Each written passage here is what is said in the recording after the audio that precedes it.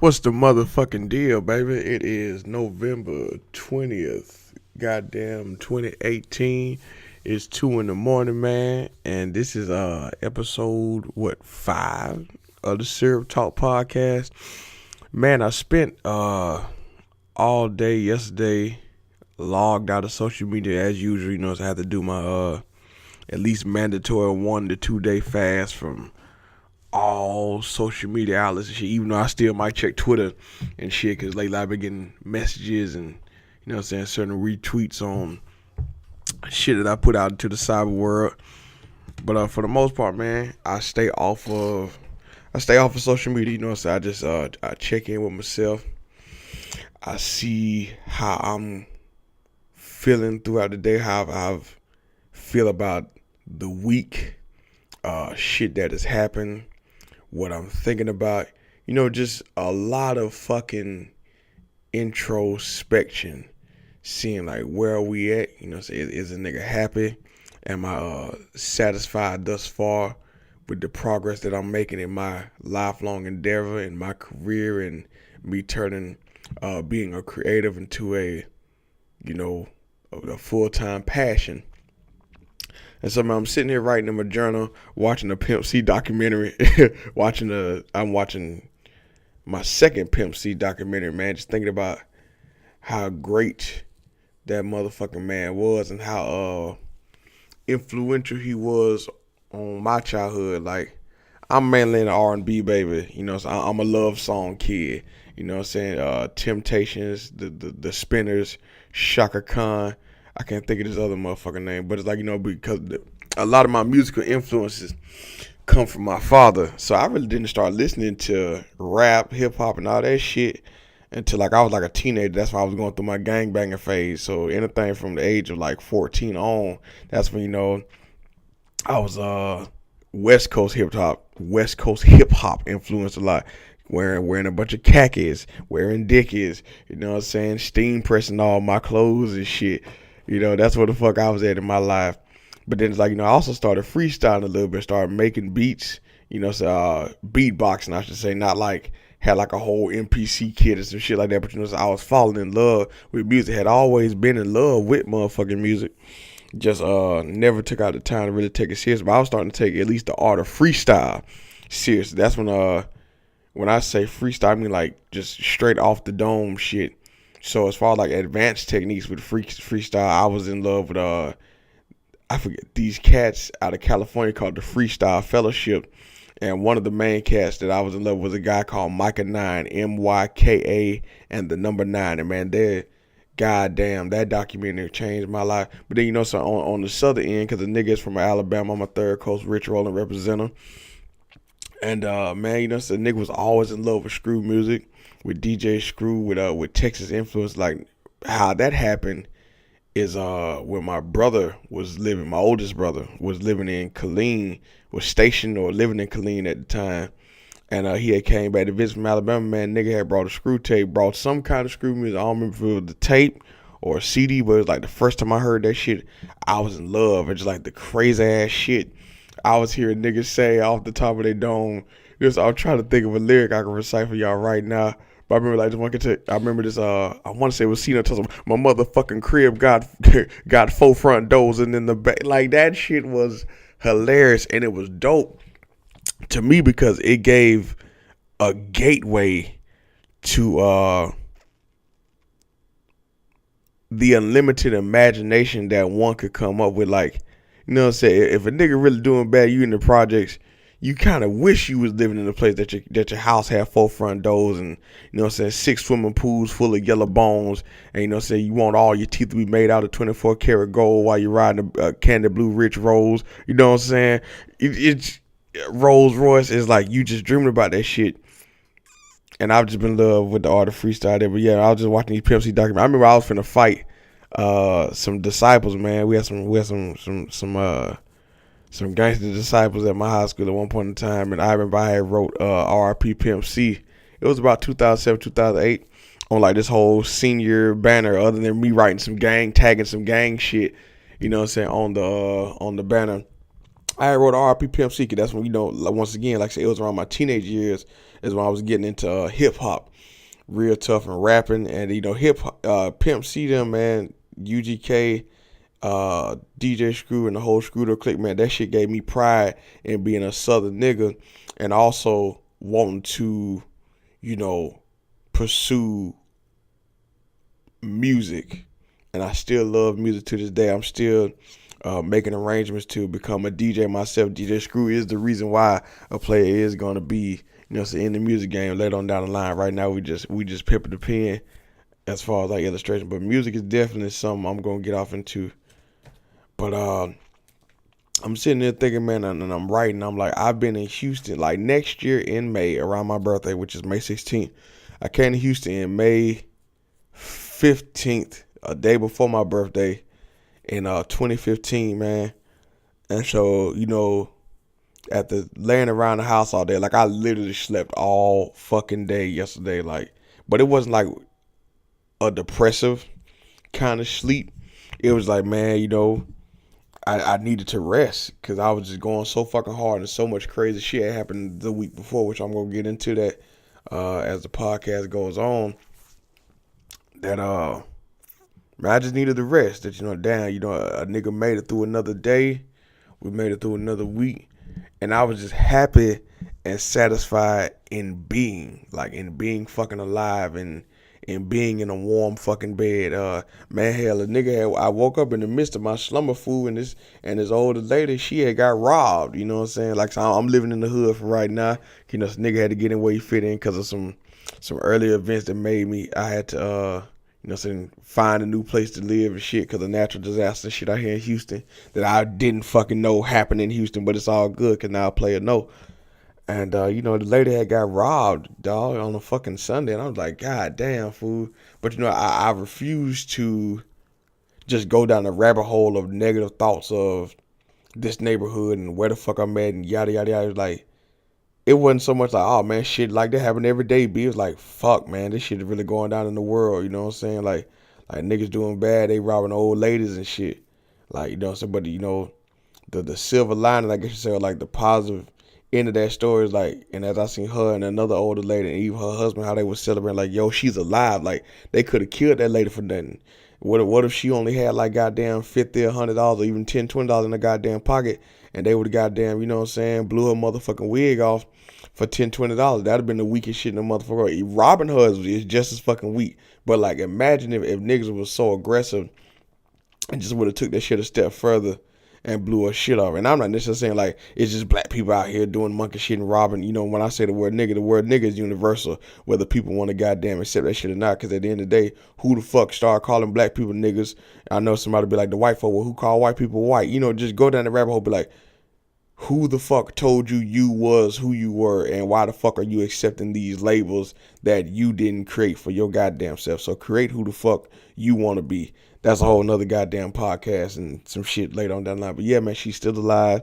She was in good spirits, and it's like, she's alive.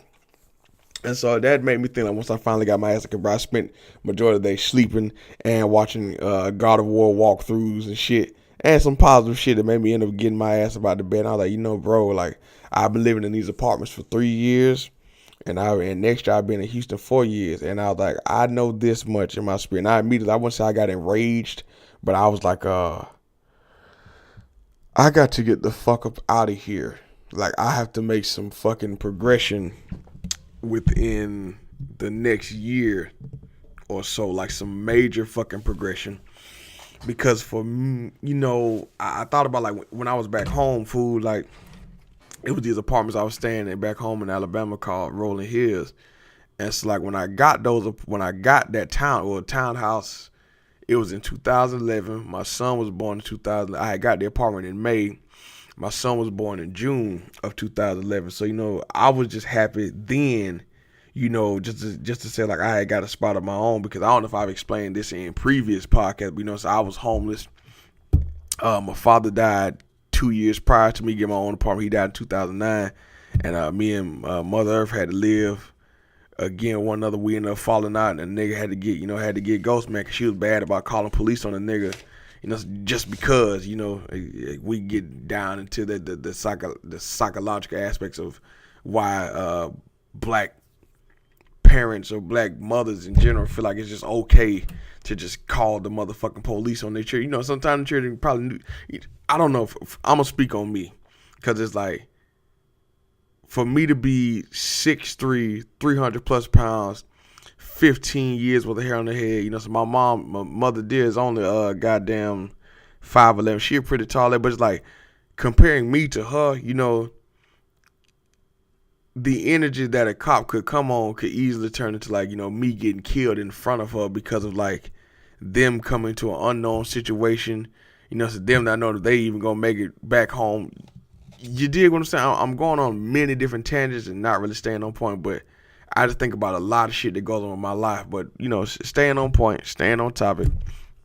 With like 2011, man, I was just so happy to have my own shit because I had went through so fucking much previously that, like, for me to have a place to call home and that I actually paid for on my own meant the goddamn world to me. And so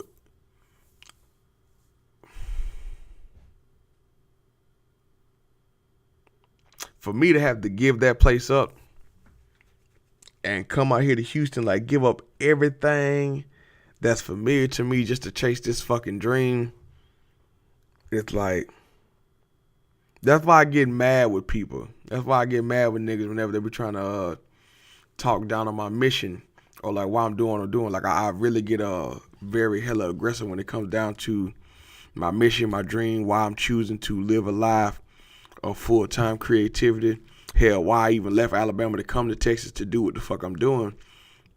Because, like, for a minute, bro, I settled for that fuck shit. Like, you know what I'm saying? Rolling Hills had Roach's food. Rolling Hills had ratchet shit going on out there. You know what I'm saying? Rolling Hills wasn't a fucking one, but it was my shit.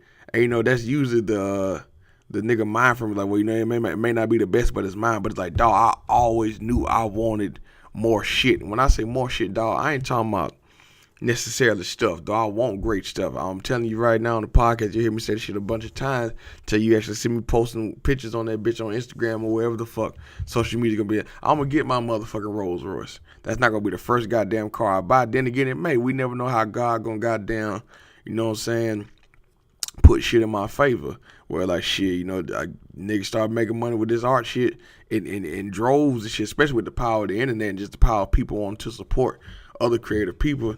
Nigga might have the Rolls Royce, might be the first goddamn major exotic foreign vehicle a nigga get. You know what I'm saying? But I know I want I want more, not only just for me, but for my children and for my children's children. Like, I really harp on the topic of generational wealth, and that just because you are a creative person, just because you draw cartoons, just because you paint acrylic oil paintings or whatever, that does not mean that you are limited to just making a certain price bracket or a certain salary bracket, a salary cap that you see on motherfucking Indeed jobs, or if you Google, like, okay, what does the average in between animator make, or what does a fucking contemporary artist make? Like, dog, like fuck all them numbers, bro. Like, what do you want? What specifically do you want? Like, right now, what I'm looking at, I have this dollar bill in front of me. Well, like, I have it thumbtack, whatever, into my wall, and I wrote the number 50 million on that bitch because I'm going to be a multi-millionaire. Some days do I believe that shit wholeheartedly? Nah, just like some days I 75% believe in that bitch, and some days I 3,000% believe in that shit. But either way, the belief is implanted in my mind, and I'm taking the steps to learn whatever the fuck I need to learn, to invest in whatever the fuck I need to invest in, to make the moves necessary for me to bring that bitch into fruition. You know what I'm saying? And I'm not expecting like next year nigga gonna be a multi-millionaire because I'll fuck it up. But I don't like generational wealth and wealth building in general is, you got to play the long game. You got to play the long game, and like wealth is built gradually. Like, you know what I'm saying? It's a reason why people that come from nothing eating spam out the goddamn can, and then you win, let's say 100 fucking million, off of a fucking lottery ticket, they lose that shit within 2 or 3 years because like you didn't have to build that shit. You really don't appreciate it. It feels like a fucking dream, and so on and so forth. You don't know how to grow it. Can you grow it from 100 fucking million to shit 300 million? You dig what I'm saying? Like, what's the process to do that? But going back to my apartments in Rolling Hills, it's like, man, I was so happy about that shit because it was mine, it was my own. So like I was trying to move into better apartments around the city, but then like I said, like around 2013, I started back falling in love with reading books, and so it was the 2013 or 2012, but I want to say it was 2013. And I was reading these books by T.D. Jakes, and it was like a 3-in-1 collection. I still got them. I think I still got them in the house somewhere. But I remember one of them was called, So You Think You're a Man. And a lot of shit was just touching on masculinity as a lost black child, especially like like I said, my father was dead, man, from the age of 18 on. Nigga had to raise himself. Really and truly, I was raising myself beforehand. Let's call shit exactly what it is, because I was living with my brothers in the West Side in the projects. I was bouncing around from house to house. I was really homeless even as a fucking teenager. I really never felt like there was a place I could call my own. Because we all looking for the air quote unquote stability. I'm saying that shit as I make quotation marks with my hand. Stability it's not real. It's a state of mind. I don't know if I went over some of y'all head with that shit, and that's cool if you don't agree. But I've learned that like stability ain't real. It's really just a state of mind. But at that point in time, to me, stability was a place. Stability was a place that you can call your own. Stability is a place where like you can lay your head down, you can lay your feelings down, you can walk around butt naked, in your own house, and you can goddamn drink all the Kool-Aid. You dig what I'm saying? It was just a place of your own. And so I hadn't felt stability in a long ass time till like the last 2 years up until my father's death was when I was staying with him, and I was like, I had found a place where like I could be myself. I could show love and receive love from somebody. I didn't feel like I was a burden to nobody. I was in a place where I genuinely felt like I was loved. And then like 2009 hit, and that person's gone. And so now and I even do it now to this day. Like I said, I'm 18. I was 18 then. I'll be 28 next year in 2019. I'm 27 now, and I'm still combing through the lessons, man. I'm still like with like the most thinnest comb ever, I guess you can say, just trying to glean any kind of information that could help me in my journey now as an air quote grown man. There's a lot of shit I don't know. There's a lot of shit I do know. There's a lot of information I got in my mind that I'm throwing away because it's not helping me now. It probably would have helped me as a younger man, but now as I'm getting older, and I'm thinking like my 30s, my 40s, my 50s, even now I'm thinking like when I reach to be 80 and 100, you know what I'm saying? I need more knowledge. I need more applicable knowledge. I need more applicable wisdom. So not only for me, but to pass to these grandchildren that I'm already dreaming about, that I've never met them, but I already love them. And the reason why I already love these grandchildren is because, they're going to be a reflection of me. They're going to carry my blood, the children that I have now. Even though I only have my one son, they're going to end up shooting some grits and somebody else's daughter and getting some more kids. But, until I get me straight, I'm not finna put any more fucking kids in the hole that I'm in right now. That's fucking retarded to me.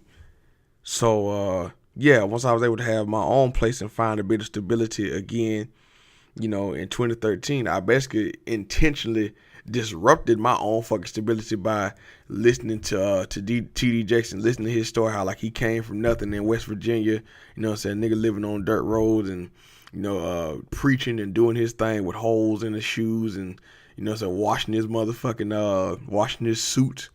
Washing his suits in a washing machine. Like, it was funny to me because, nigga, I remember washing the goddamn suit in a washing machine. Nigga ain't had no money for no dry cleaning. It was like, hey, bro, we finna go put this bitch in the washing machine and just, whatever happened, gonna happen. Like, just that struggle to, you fast forward to where he's at now. And, like, I just really respected that. And, like, that was also a guiding mechanism for me, because like to me, and I say it to this day, and I say to all my family members, my male family members' faces, like, you know what I'm saying, them niggas is lame. Like, let me just call it exactly what it is, because like nobody, no male member in my family is living like how I want to live. And I know this is gonna sound really harsh and very, really fucking arrogant, but you know what, bro? Let me tell you something. Everybody has their own vision for themselves, and everybody has their own dreams. And a lot of people just fucking settle, because like, to really live your dreams, bro, and to really live how you want to live, that shit is fucking painful. It's isolating than a motherfucker. You know what I'm saying? You goddamn might run out of pussy. The woman or the man that you love probably gonna motherfucking leave because they can't handle the pressures of life. They ain't gonna weather that storm with you. You know, this shit is real. You know, so you have to be willing to pay a steep ass price. You know what I'm saying? For the shit that you claim that you really love, for the shit that you claim that you really want to do with your life. And you know, like I said, nobody in my family was living the life I wanted to fucking live. And nobody in my family to me was worthy enough to try and replace the position that my father held, not only in my life, but, you know, just in my heart. And so, you know, I did spend a couple years after that, after he had died, and even around the time my son was born, you know, from 2011 on up until now. I said from 2011 to really about 2014 is really when I stopped looking for people to replace my daddy. And I'm not ashamed to say that. You know, so I was looking for somebody to at least to mentor me, to, I even go as far as saying to love me like my father did. But like, hey man, my daddy was a one of one. You know, there are no motherfucking no carbon copies. My daddy was the real deal. My daddy was the original. You know what I'm saying? And I've never met any man that I ever fuck with that flavor. You know what I'm saying? So it's like, whenever men, like even for my future father-in-law, whenever you hear this shit, say, fool, you'll never be Clement Walton Jr., nigga. And so with that being said, I always treat you more so like a brother than a father. That's just what it is with me. Like, I never let another man son me. I never let another motherfucking man feel like he has any kind of domain or any power over me. I've had almost verbal headbutting contests, you know what I'm saying, with men around shit like that, because, like, you know, a lot of some of the older Negroes, just older men in general, let's talk about older men in the black community, feel like because they older, you know, so their opinion is it. And it's like, fuck, nigga, you ain't really do nothing for your family. Well, you ain't do nothing spectacular. Like, to me, bro, just putting a roof over your family's head and some food and some clothes, like, that's basic shit. You don't get no motherfucking cooking for that, dog. And I don't give a fuck how nobody feels when they hear me say that shit. Like, even for me myself, my nigga, you know what I'm saying? Just putting clothes on my kids' back, putting food in his belly, and, you know, it's all the basic shit. You don't get no motherfucking cooking for that. For me, when you invest in your kids' future, that, like, you could die, nigga. You could fucking die before you see your kid grow up. If you invest in your kid's future by giving them knowledge and fucking opportunities for them to be themselves and fucking flourish, that's what matters.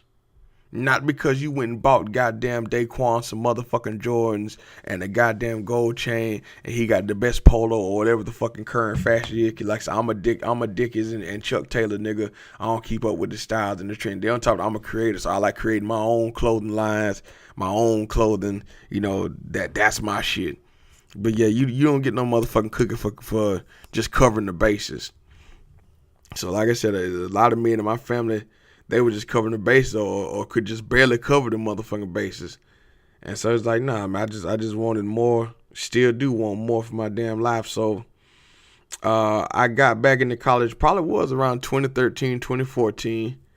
And I graduated in 2015 with an associate's in electrical technology. So this was my game plan. And then also, I'm skipping around a lot, but you know what I'm saying, if y'all listening this long, we 25 minutes in, I thank you for listening this long while I'm just really just rambling. And you know, this is also really therapeutic for me because the journal, you know, so just wasn't getting it tonight, man. I felt like just recording my thoughts. 2013 is when the seed of Syrup Sandwich Studios was planted. And I knew that, you know, I said, man, I don't know how I'm going to do this shit, but I said, I'm gonna make clothes. I'm going to create dope art. I'm going to make comics again. You know, I was making common sense like a fucking child, and I'm gonna figure this shit out. So then, like, when it comes to like me being an electrician or whatever, I was gonna be an electrician and use the money from that to fund the dream. Because one thing that's some horse shit about like the system that we're born into is like they make it seem like the road to success is just a straight ladder, and that's horse shit. The road to success is a jungle gym, and everybody has to find their own pathway through the jungle gym. So nobody's path is going to be the same, but there are going to be some similarities that we can all share. And when I'm talking about similarities, I mean like in terms of difficulties. So no matter what industry that you're in, when you're trying to be a businessman, businesswoman, follow your own path, do your own thing, everybody faces these same kinds of struggles, especially when you're talking about dealing with like isolation, people trying to tell you that you think you more than what you are, don't forget where you came from, all that other kind of fuck shit. Because like what it is like when I graduated, and on top of that, so I had been talking about going to Texas for years, and like when motherfuckers seen I was making the moves to actually leave, it exposed them to what they weren't doing. And what I mean by that is we're so used to people talking about shit that they never fucking accomplish. And I'm learning how to tap back into like, I'm that motherfucker that if I say I'm going to do something, you better bet your grandma's sweet ass I'm going to turn around and do the same shit that I said. I lost that aspect of myself because of the shit, said life I hit a nigga in the dick, as I was going through shit out here in Houston. But then it's like, I was showing people that like, hey, we both come from the same neighborhood, the same little city or whatever. We hadn't really seen, I ain't seen nothing great come out of my fucking shit. I hate to, say it like that, but when I mean something great, and then like, my version of great is different from everybody else's version of great. Like the success that you imagine coming out the city it's all subjective as fuck. But I ain't seen nothing great coming out of my city at the point of time. All I seen was boys going to jail, having motherfucking babies with every goddamn girl on each side of town, and that shit was just weak, or selling for a weak ass job, or selling for a motherfucking job that you gotta work 15 hours a day just so you can get $600 a week. I wasn't with that fuck shit. So I was like, hey, I'm finna just take my chance to take my ass to Texas. And on the like, people just treated me real different, bro. Like, they treated me real different, man. I was sad and really more so angry than the motherfucker. It was like, bro, like when I win, y'all gonna win. Why the fuck is y'all mad, bitch? Like, y'all know ain't shit in this whole ass city. But as I've gotten older, and I started to try to, depending on what day it is, depending on what time of day, depending on my mood, so I try to be a lot more empathetic with people, man. Cause what I'm saying, when there's nothing stronger than the story that you tell yourself. And if you've always consistently, subconsciously been telling yourself you ain't shit because your mama told you wasn't shit, and because somebody told her she wasn't shit, and because the person that told her she wasn't shit, they was told that they wasn't shit, hurt people. So, people just try to hurt you because hell, they've been hurt. And then on top of it, some people just don't understand, well, if you got this piece of paper, the whole ass degree and all this other kind of shit, well, why would you want to leave? There's some opportunities here. And really, was there any opportunities back home? I can probably count on my hand, but in my mind, I didn't feel like waiting on another man to give me a fucking opportunity. I had the balls, and still do have the balls, to like get up off my ass and just go hunt for these motherfucking opportunities myself, and just figure it out as I go. And so we fast forward to 2015, man, when the player moved out here. I was getting a lot of interviews, man, with the whole electrician shit, but nobody would hire a motherfucker because I didn't have the experience. Let me take a sip of water. And so once you hear that fuck shit one or too many times, you like, what, look here, bitch, I still got to take care of my son some way, somehow. So, and I'm still gonna do this art shit. So with that being said, I'm just gonna go get me a regular fucking job, pay my goddamn rent, whatever, keep some groceries in my motherfucking house, and we'll figure this shit as we go on. And so, man, I've had like a few jobs here and there. Some jobs, nigga, hey, I quit them bitches in a week because when I came to Texas, dog, I've never dealt with racism like that for real. I know that sounds ass backwards, especially when you coming from a historically racist place like Alabama. But I really didn't deal with racism until I became a grown fucking man, because like as a child, bro, I was mainly dealing with a lot of shit with other Negroes. But like as far as like systemic racism and just the thought process and the taught and manifested and created belief, manufactured belief of racism, I ain't deal with that shit till I was grown, man. The first time I dealt with a racist ass cop in Alabama, it was strange as fuck to me. But you know what I'm saying? That shit could have went left, because back then I was very arrogant. I was younger, I didn't give a fuck. And, so I was almost willing to go head to head with that fuck ass cop, because he was wrong. But like, you know what, bitch, I'm gonna go pay this whole ass ticket and go on by life, and I hope you eat a bag of dicks and die. Like, that was my mentality then. It still is somewhat my mentality now. Damn, where am I going to shit? So, yeah, 2015 came to this motherfucker, man. So tried to get an electrician job. Shit wasn't working out. You know what I'm saying? Was stressed at the house. Money was getting super low, because, I had took the tax return. That was my last time claiming my son on the tax return. I had used the tax return money to move out here to Houston. So like, I had spent all my money moving and paid my rent up for like X amount of months. And the time was coming. So then, before I had left Alabama, I was a floor technician. I don't know why they don't just call it a janitor, but I was a motherfucking janitor, and I knew how to like restore floors or bring them hoes back to life. But like when I moved to Texas, the racism and like just the treatment of workers was so fucking extreme to me that like I just wasn't willing to deal with a lot of that bullshit. And a lot of that arrogance came from, so I felt entitled to a better life because of my degree. So I was like, I played y'all whole ass game. I figured it out, and I got my degree. Why the fuck ain't this bitch working? You know what I'm saying? It's kind of like whenever you watching TV or you want to cut on your TV and you're using your remote to cut the bitch on, and like you're just not willing to change the batteries, in that bitch. I don't know if that example you making sense, but it's like I just felt entitled, like, I played y'all game, like why this some bitch ain't working? And so as time was going on, man, I kept working these whole ass jobs, quitting jobs and shit. 2016, man, my apartment got flooded. You know what I'm saying? The car, I had bought a brand, or was buying a new car to me. It was a used car. You know what I'm saying? But I love that goddamn car today. RIP to Maria, because I called her Maria. Maria had got flooded out, man. I ain't had no insurance on that bitch. Just a whole bunch of fuck shit. I was going to church at the time, had joined this new church out here, man. And I was staying with one of my members from the church.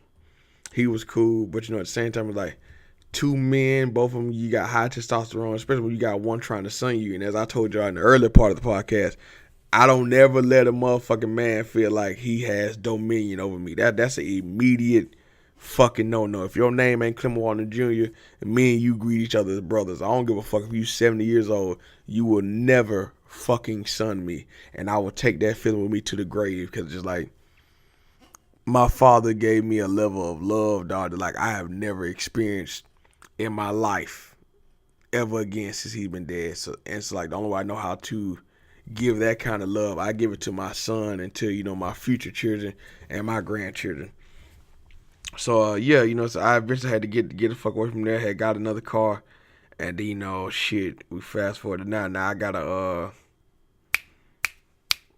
I'm in the apartment I'm in right now, and I've been here since like the June of 2016, and like so much shit has happened from then until now. Financial setbacks, getting fired, quitting jobs, headbutting with managers, trying to get the art shit off the ground, seeing I consider major victories in the art and trying to keep replicating that success.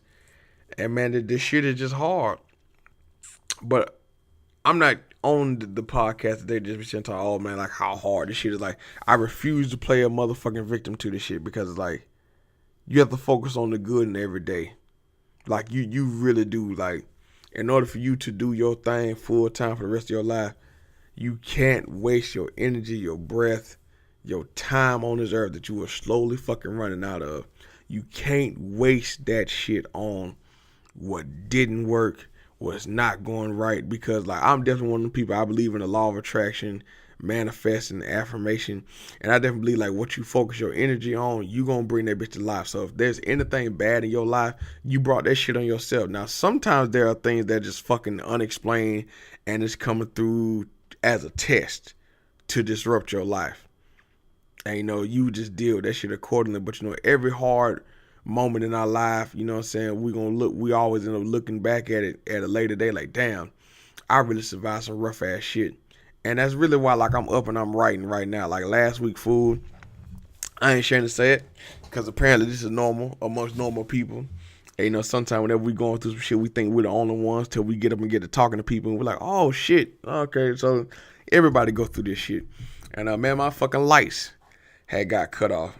And so that was just a real strange, it wasn't like a strange feeling. I was actually on the phone with one of my partners back home, helping him go through his shit, because he was going to give me some money to help me out and support what I'm got going on. And like, I was real calm during that shit, but I've also been dealing with panic attacks. I don't know if I've ever spoken about panic attacks and depression on this podcast. I want to say I have, but excuse me, this panic attack shit is something real new, where it's like you feel like you're having a heart attack in the middle of the day because your brain is constantly focusing on some shit that you don't want to happen, but in your mind you done fucked around and made it happen.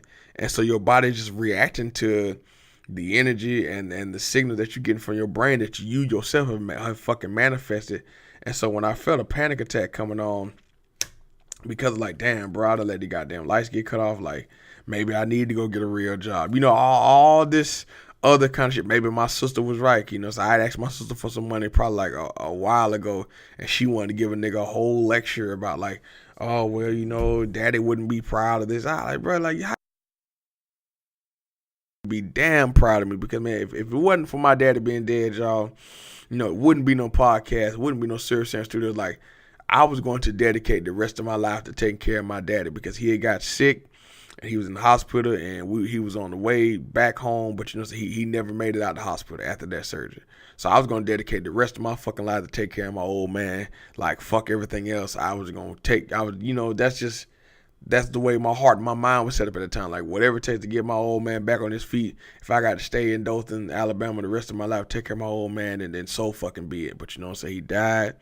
And now that I'm older, I take it like as though that was a release for me to be free and to go do the things I'm doing now, and to go do even greater things than what I'm doing. Like, just keep going up, keep moving up levels and shit. And so when the lights got cut off, man, so I was sitting there for a minute. I wasn't gonna sit up in this bitch and read. I was like, nah, like I said, the panic attack was trying to come on. I said, nah, bitch, we ain't finna have no panic attack today. Like, we know what's triggering this shit. We're gonna keep it calm. So, I ended up putting on some sweats, and I just went walking outside in the neighborhood. Like, I had been putting up, like, getting up, go exercise. That's another thing too. If you're a creative person, bro, and you sitting at a desk all day, or if you working for somebody, you sitting at a desk all day, please take your ass to go exercise, get your blood flowing, get everything circulating and moving. Like, you can extend your fucking life just by 60 minutes of exercise, a motherfucking week. Like, please get up, go get active, check your motherfucking diet as well, eat fruits and vegetables and shit, stay away from that fried shit as much as you can, cut that shit at least about once, maybe twice a week, but to always fill your body with green, leafy, living vegetables and living fruits and shit. And so I finally got out this whole night, I went exercising, man. I was just walking and praying and talking to myself. And this neighborhood is pretty fucking nice, aside from the savage ass monkey shit that goes on in my apartment or in this neighborhood, period. So I was just walking and wandering. I was keeping out of my head, like, oh man, people probably think I'm trying to scope and break into their house, which might be true. But it's like I had to shut down this bullshit ass narrative that I was telling myself about, like, oh man, people judging me. I don't give a fuck. That I know y'all scared, bitch. I'm 6'3". I'm over 300 pounds. I'm walking around with a dreadlock turban with a blue rag tied across my forehead. You know what I'm saying? I had on black Dickies, some black shoes, and a gray top. So I look dangerous. And the irony of it is I had a fucking knife in my pocket just in case a nigga gets stupid. I was going to stab his ass up if he got wrong with me. I'm just being honest with y'all, because you niggas in Houston, y'all know y'all crazy, but I'm crazy too, bitch. So, so I'm walking, I'm talking, I'm praying. Just like, and I'm just enjoying the blood circulating and shit. And so I ended up finding this little recreational area where, like, it was a swimming pool, nigga. It was a park, and it was a tennis court. I was like, what the fuck is this? So I just went over there, and man, I sat over there on the park bench, dog. I took my shoes off, and I just was just running my feet through the grass, dog. Like, so I'm a country nigga, man. I'm from Alabama, born in the woods, all that other kind of shit, man. I was just missing back home. And on that note, you probably wonder, well, why the fuck I ain't went back home. It's like, my vehicle was repossessed in January. So you know what I'm saying, I've had to be dependent on my roommate to a certain extent, but he's not the most dependable motherfucker. So it's like that's just where we at with my car is gone till I'm able to come up with the cash to buy my own, and that I can get mobile again, and that's been a motherfucking struggle within itself. And yeah, so I'm in the park, man. I'm feeling around on the grass and shit, just trying to get connected back. And ain't no trying, just getting back connected with nature for real, not just like going outside and breathing. And we still surrounded in fucking concrete and death and poverty and niggas arguing and shit at 6 o'clock in the morning. Motherfucker ain't even brushed their teeth good and they arguing about some stupid shit that happened last night. Like, just getting away from all this fucked up ass energy that's in my apartment complex. And, as the player is walking around in the grass and shit, I ended up going into like the little field fire station, I guess you can call it, the firehouse station with like all the junior volunteers, and y'all probably know what the fuck I'm talking about. The fire station where the firefighters be at, my nigga. It was right by there. And so like, so I ended up laying in the grass and just like, and the sun was going down. It was about 2 or 3 o'clock in the afternoon. And so, as the sun is going down, man, I keep telling myself, hey, this shit gonna work out and yada, yada, yada. And I ended up going to sleep in the field for about, at least a good hour. I say 2 hours. I went to sleep in that field for about 2 hours. Like, I left my phone at the house, so, so I wasn't keeping up with the time. I was just enjoying the sights, the sounds, and the smells of the neighborhood.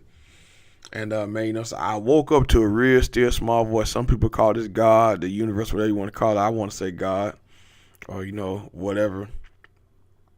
And I just heard a real small voice saying, hey, man, everything's going to be okay. Everything's going to work itself out. Everything will be fine. Like, just everything will be all right. And that's what woke me. And I woke up, I just felt like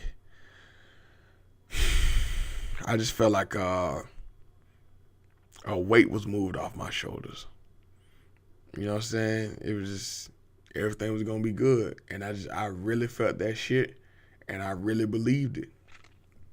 So, got my ass up, man. I didn't want to leave, but you nigga can't sleep in the park. Goddamn police been think I'm a homeless man and riding the king my ass. I wasn't going out like that. So, I ended up walking back to the house, man. Didn't want to go back to, at this point in time, I was willing to go back to the house. If I would have went beforehand, I probably would have had a panic attack and would have fucked up something. So, I made it back to the house, man. And also, man, I've been posting on Instagram, talking like, hey, man, buy some more so a nigga can get some pizza, man. I came home, the lights was on, because my homegirl did send me some money previously. But, how this whole ass system worked with the company that I'm with, if you don't keep the lights at like a $10 balance, the shit get cut off. But it's like, I done figured out a life hack with that shit. So as long as you have anything above $0 in that bitch, the lights gonna stay on. So that's the game I'm playing with that shit. As long as that shit's above $0, nigga, I mean, it's above $0, your light's gonna be on. So that's the game I'm playing with their ass as of right now. So I came home, man, the lights was on, and there was some pizza in this bitch. And I was like, it just, dog, the feeling, you know what I'm saying, of, I guess you're saying, seeing stuff come full circle in your thought process. I guess say that that's manifestation or whatever you want to call it, man. It was just, that shit was just cool. That shit was cool. And then, all the people that I reached out to, man, for money, for some help and shit, they didn't make a player feel bad. Especially like, shout out to my man Jamal Jeter. Shout out to my homegirl Shavit Langston. Shout out to anybody who took out the time to just listen to me. That's when I needed to vent. But those two names I just named in particular, those were the ones that recently gave me some money to put on my lights and shit. And I definitely appreciate y'all, man. I love y'all.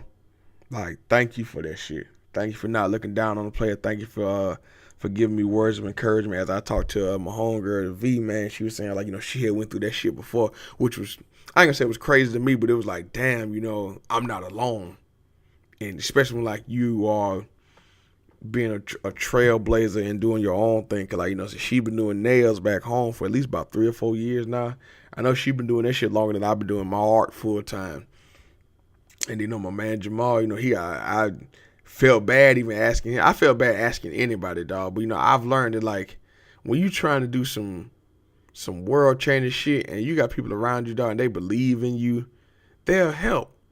And that's one of the main, and even shout, man, I almost forgot my dude, my homegirl Brittany. She was the first one to goddamn put some money on the fucking lights. So all these people, man, that genuinely love me, man, and love my black ass, love my fucking draws, even when I mistreated motherfuckers in the past or even in the present, man, they overlook a nigga false and just like, hey, man, I see you black, man. I seen you getting up off your ass every day. You fucking going hard. You creating shit and it's effortless.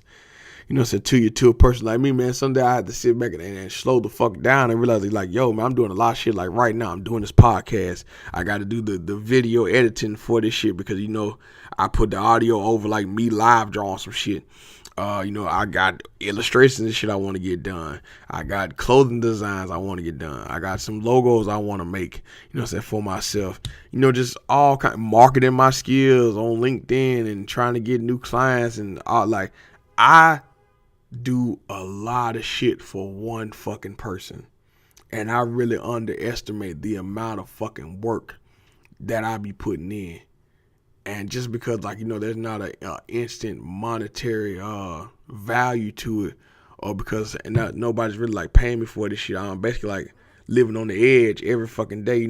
People's not going to see the value in what I'm doing, but I see the value in it, and there's a specific tribe of people that fuck with me, and they see the shit, and they call me big bro. They call me inspiration.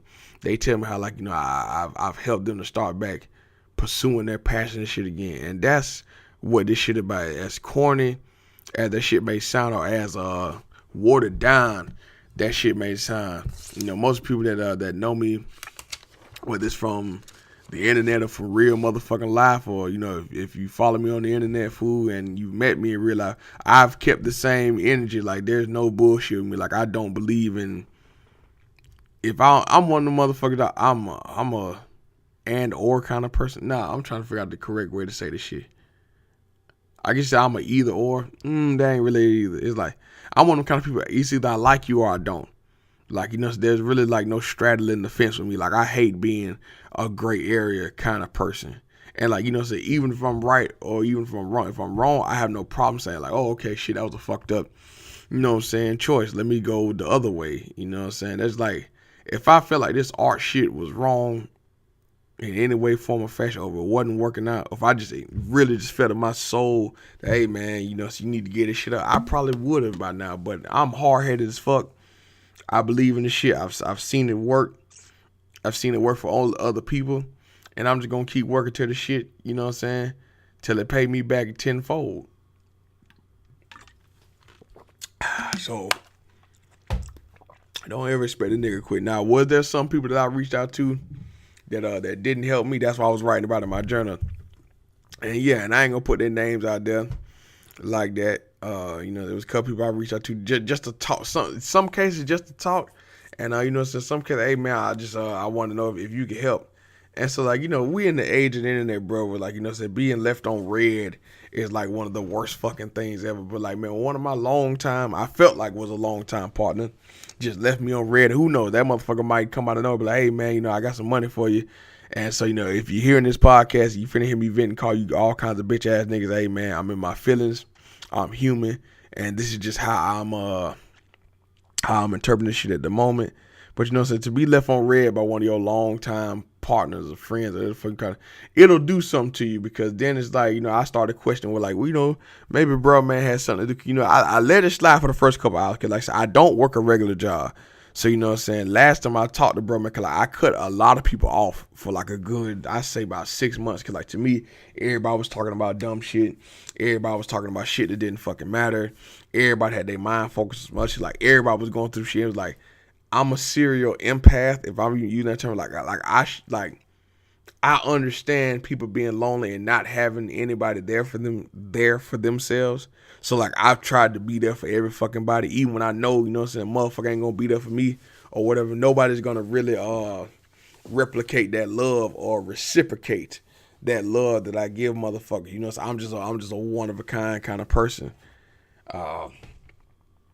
So, you know what I'm saying? But once 24 hours went by and I see, you know, I didn't even get the message with like, you know, with some of the people I reached out to, they was like, oh, you know, bro, man, I ain't got it right now. You know, so I'm not gonna have nothing until Friday. Let me holler at you in a couple of days. Yeah, you know, motherfuckers just left me on red like I was some bitch begging for some dick or something. And so automatically, you know, now here later, I'm kind of like, man, nigga, fuck you, because like I would have never did that whole ass shit to you. And I even think about, you know, I think about a lot of the people, man, that I helped in the past, and it's like, you know, if I've always been the kind of person, I've always been the person for what I see as I'm sitting back, I'm thinking, reminiscing about life, that like everybody would come to for help. That's why, like, you know, when my sister was kind of trying to, you know, shit on my dreams or the path I'm on, it was like, man, I remember on multiple times, nigga, you had asked me for money, and I was like, and, you know, in my mind then, when you're in your like your late teens, early 20s, you would assume that like adults have their shit together, like finance and like no, like bro, let me tell you something. Nobody has their shit together. I repeat, nobody has their shit together. Do not be fooled by that. Nobody in this motherfucker had this shit together. Everybody making mistakes. Everybody fucking up money.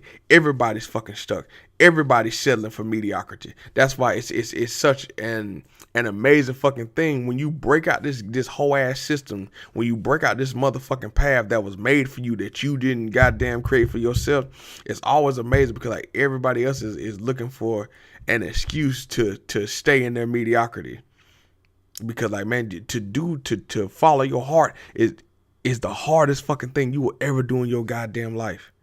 But man, when it comes to fruition in the way, beyond the way, it exceeds the expectation that you have for yourself with it, dog, that's an unexplainable feeling. Especially like, you know, I'm thinking on some Stan Lee, Walt Disney shit in terms of like creating generational wealth. Nigga, the Walton family, you know, Sam's Club and all that kind of like, bro, them kids will eat off that shit forever. And we all have the power and the opportunity right now, especially with the power of the internet, to like be on some B2C, which is business to consumer kind of shit. Like, man, you can talk to your consumer like in seconds and get instant feedback on your product or your service. And like, man, this is a very beautiful time right now, and niggas have to take advantage of this shit and, you know, get out here and learn and, you know, make the life that you want to make. You know what I'm saying? Like, we got all these fucking resources. We in the age of the internet. Like, anything you want to fucking do, you can go do. It's just that the dream is here. The dream has always been with you, but the hustle is sold separately. You're going to have to fucking work. You're going to have to sacrifice a whole lot of your luxuries, some pussy, alcohol, your drugs, your goddamn going to go have a good time, your Netflix subscription, all that other shit that you got like you can't fucking live without. My nigga, you got to invest your greatest asset, which is time, the money, and, you know what I'm saying, just work ethic in general. You know what I'm saying? That shit can be replaced, manipulated, whatever, but like, time is gonna be your biggest asset, and you're gonna have to put in some motherfucking time to get what you want out of life. It took me 2 years to get to the point where like I feel like my artwork is good. You know what I'm saying? And like I've seen where like my art has paid plenty of motherfucking bills, including my rent. But you know what I'm saying? I'm learning how to get adjusted to the droughts, man, the hard time, the time like the money's not coming in like that.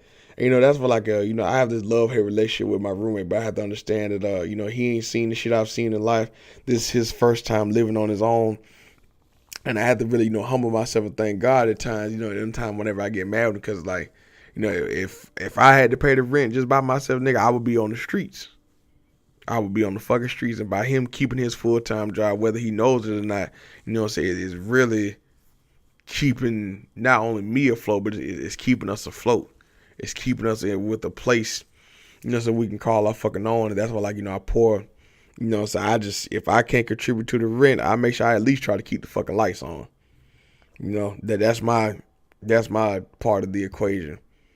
And so as I'm sitting here, man, as I've aired out all my dirty laundry, I wouldn't say dirty laundry, like, this is live, my nigga. I don't feel bad about nothing I'm fucking telling y'all. I want to be as honest and as open as possible. Now, some shit I'm probably not going to tell y'all because I don't think it's none of your fucking business. But as far as, like, real life shit, I don't have no problem sharing this shit with y'all because, like, you don't need to feel that you're alone. Everything that you are feeling or everything that you doing that you want to do with your life, whether it's college, hell, go be a fucking stripper, go be a doctor, start a business. Like, everybody has done the shit you want to do before, and there's never been a greater time than now for you to go and find the free I'm saying R. Ha, goddamn, I can't spell. Motherfucking FREE, free, nigga, free 99. Free motherfucking resources other than you having to pay for your internet bill for you to go use and research and find, people that you can emulate their lives to get where the fuck you want to be in your desired sector or industry. And it's like, we have to start taking advantage of this shit. And so, man, I'm sitting up here thinking about, how, like, I go ahead and talk about the last 4 years I've been in Houston. It has definitely been can be seen as a setback to, like, how I was living in Dothan beforehand. Because, like, in Dothan, so I was the man, so to speak. So I had my townhouse. I was getting my baby every week or even during the week or whatever the fuck, I was able to take care of him to the best of my ability. So I had a decent job at one of the hospitals back home that everybody wanted to fucking work there. But, I knew in my mind, I said, man, I'm not settling for this bullshit.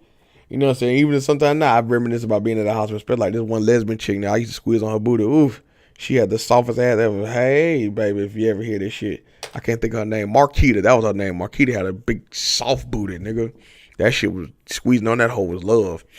But yeah, I think about how, like, all that shit was stable. Like, I had my quote unquote stability. Even though then when I think about, like, it was a scramble to pay rent. And it's like, it's always a fight on every level of life to, like, maintain what the fuck you got. Right? Like, the billionaires got to make sure that their shit is rolling. The millionaires got to make sure their shit is rolling. The poor man, the middle class, like, every level of life, people are fighting to maintain shit. Even the homeless man is trying to make sure, hey, bitch, if I let you borrow this cover, you better bring me my cover. Like, you know what I'm saying? Like, everybody's fighting hard as fuck to maintain their level of stability. And, like, the truth is, the stability, the comfort, all the other fuck shit that you feel like you need and that you got to make, it doesn't exist. But everything that you need is inside of yourself. That's super esoteric. I really can't explain that shit, but it's like, trust yourself more. Trust that you have all the gifts, you have all the talent, you have everything you need in order to make and create the life that you want. But yeah, the last 4 years since I've been out here, man, I look at my life now that, like, I've been placed inside this slingshot. And, like, every year that I keep going through a hard time, boom, so I'm being pulled back a little bit more. Every time, a flood come through and takes it from a nigga, I'm being pulled back some more. Every time I get fired from a job, every time I quit because of horrible fucking management, every time, nigga, all nigga credit cards maxed out, all my resources is getting closed and locked up. When a nigga got to sit up in the house and I ain't got no goddamn lights on, my life, I just imagine myself in this fucking slingshot, man. I'm being pulled back more and more and more and more. But guess what?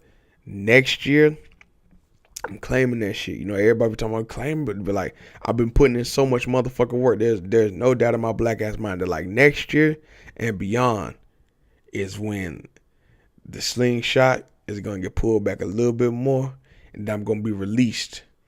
And then, in 1 year, it's gonna make up for every fucking loss I have taken up until this day.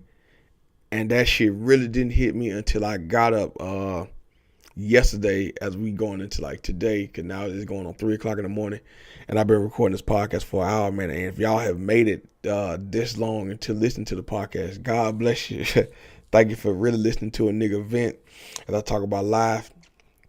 And I'm definitely looking forward to what the fuck live is finna do for my black ass, dog, because it's gonna be amazing. I don't look at like, me having to beg and borrow and ask people for money and shit. I don't feel bad about that shit no more, because like everybody goes through this shit. And it's okay if you're going through that phase or time right now in your life. Just understand that what you're going through is normal.